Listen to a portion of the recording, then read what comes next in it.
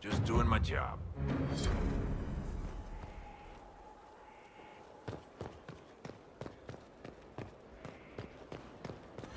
I need to have a few words with my publisher. The first one will be you, and the second one will be Bastard. They've claimed for years my crime serials don't sell in Orlais. So why is the Council of Heralds asking me for autographs? Sorry, distracted. Anyway, you need something? Carry on.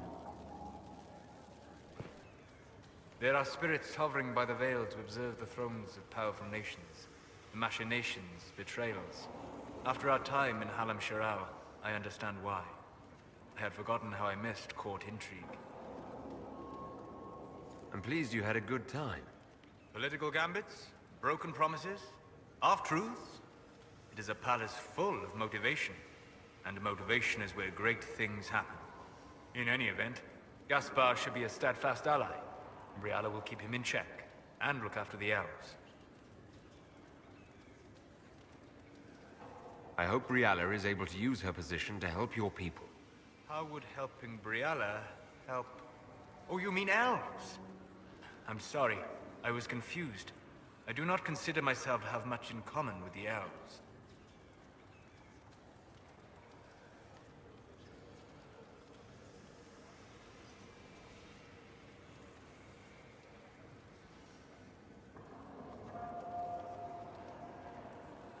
Who do you have much in common with? Who are your people? A good question. I joined the Inquisition to save the world. Regardless of who my people are, this was the best way to help them. As for the elves of Orlais, I believe Briala is doing quite well on their behalf. She is an admirable woman. She's done good work. Hopefully, with our help, she can help them even more. Yes. However much I identify, or fail to identify, with her people, Briala's efforts have been remarkable. She organized resistance against a powerful enemy, using only her wits and the resources at hand. That demands respect, especially in a world where most would look at her and only see a pair of pointed ears.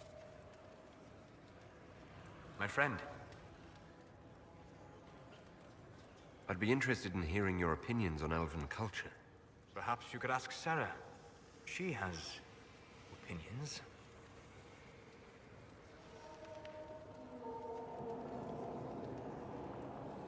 You don't much care for Sarah, do you? I pity her. Although I imagine she would detest that. Perhaps in truth, I envy her. She has a purity of purpose that I lack. I have observed too much and done too little. What do you wish to know? I'd like to know more about the elves from before our time. The Dalish strive to remember Halam Shiral. But Halam Shiral was merely a fumbling attempt to recreate a forgotten land. Arlathan. Elvanan was the Empire, and Arlathan its greatest city. A place of magic and beauty, lost to time. You've studied ancient elves. What else do you know of Arlathan? We hear stories of them living in trees, and imagine wooden ramps or Dalish Erebels. Imagine instead spires of crystal twining through the branches, palaces floating among the clouds. Imagine beings who lived forever, for whom magic was as natural as breathing. That is what was lost. I'd like to know more about the Dalish elves. It is a mistake to think of the Dalish as a single group. They have lived as separate clans for centuries now. As a consequence, each clan has learned, interpreted, and forgotten different parts of elven history. Some trade freely with humans, or adopt city elves who flee the alienages. Others attack humans on sight. What can you tell me about elves living in human cities? The culture in alienages or among the slaves of Tevinter is like any of the impoverished and powerless. They cling to memories of a better past, and practice a few rituals to distinguish themselves from humans. Is elven magic different from the magic used by humans? No and yes. Magic is magic, just as water is water, but it can be used in different ways. Dalish magic is more practical, not needing chantry approval, although they still frown on blood magic. Superstition. Much of it is more subtle. A legacy from when elves were immortal. Legends of elven immortality. Did they use magic to increase their lifespan? No. It was simply part of being elven. The subtle beauty of their magic was the effect, not the cause of their nature. Some spells took years to cast. Echoes would linger for centuries, harmonizing with new magic in an unending symphony. It must have been beautiful. You said that the censure against blood magic was a superstition. I did. It's fortunate Cassandra is not within earshot. Most modern cultures forbid blood magic. Publicly, even Tevinter disapproves of it. But as I said, magic is magic. It matters only in how it is used. To be honest, I don't see it as different from any other magic. It's a means to an end. Indeed. The problem is that under the Chantry, blood magic is forbidden, so only criminals practice it. While in Tevinter, magisters compete with each other, instead of keeping their volatile friends in check. They always succeed through power, so they have never had the chance to learn another way. We'll talk later. Goodbye.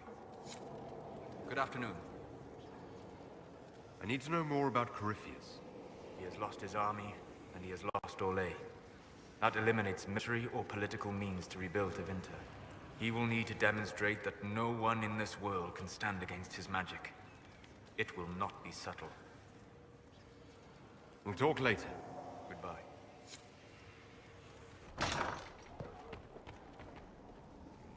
At your order. I'd be perfectly happy never again setting foot in the Winter Palace. It wasn't the gossip and backstabbing, I know what the game entails, but the indifference to it all.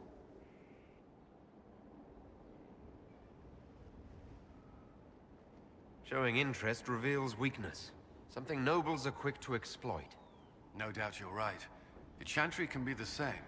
Their politics are less extravagant, but just as heated.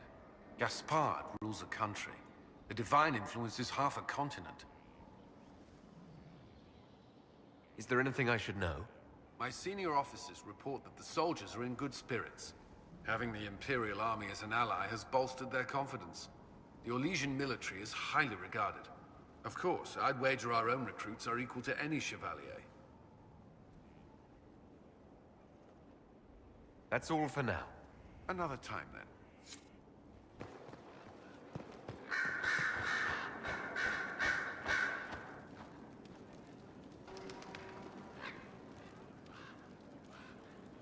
The Inquisitor.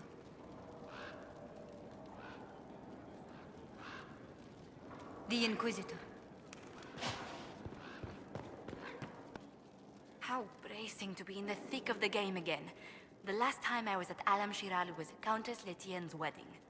There were a dozen affairs, 5 secret alliances, and a duel between 2 chevaliers over the vintage of an Antivan port. But until the Duchess was unmasked, I've never seen the Winter Palace in shock.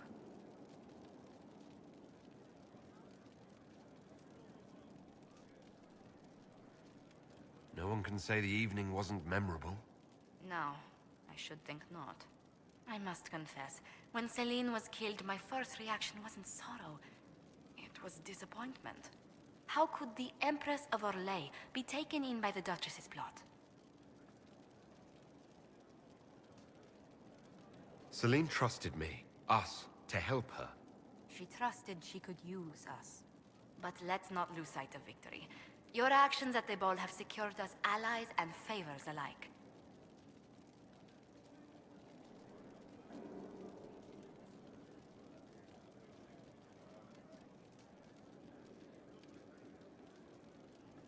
I kept dreading I'd drop the wrong spoon or step on a general's foot. Well done. Feuds that spanned ages have sparked over less. Really? Inquisitor never underestimates the enmity of those for whom outrage is a sport. I was hoping you'd be by. We've received letters from Archon Redanus of Tevinter and King Marcus of Nevada.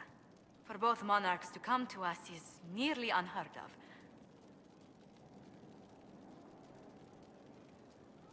And the Inquisition's deeds have won their respect. They'd never have contacted us otherwise. Archon Redanus requests that the Inquisition, as a neutral party, destroy a venatory cult on the Nevaran-Tevinter border. King Marcus asks the same, but demands we pledge allegiance to Nevara instead of Tevinter.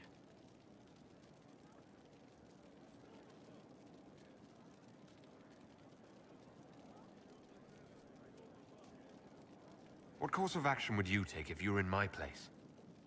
Strained as their relationship with Orlais is, I would assist the Imperium. Their friendship is difficult to win, and Marcus is a fading power. Tevinter is the longer, richer gain. What sort of man is the King of Navarra? At this point, elderly. Many fear his health will soon fail him. Still, he is a Pentagast. Their dynasty is exceptionally strong in Navarra. As a Pentagast, will Cassandra be upset if we don't help her relatives? With all respect to Sikar Pentagast, her interest in politics is best described as thin. Why is the ruler of Tevinter turning on the Venatori? He has little reason to love them. Archon Redanus has rightly identified Corypheus as competition. Few monarchs relish a self-styled god showing up to claim their throne.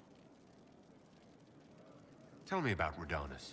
Like most Tevinter rulers, he's heir to an ancient bloodline, politically shrewd, and a highly skilled mage.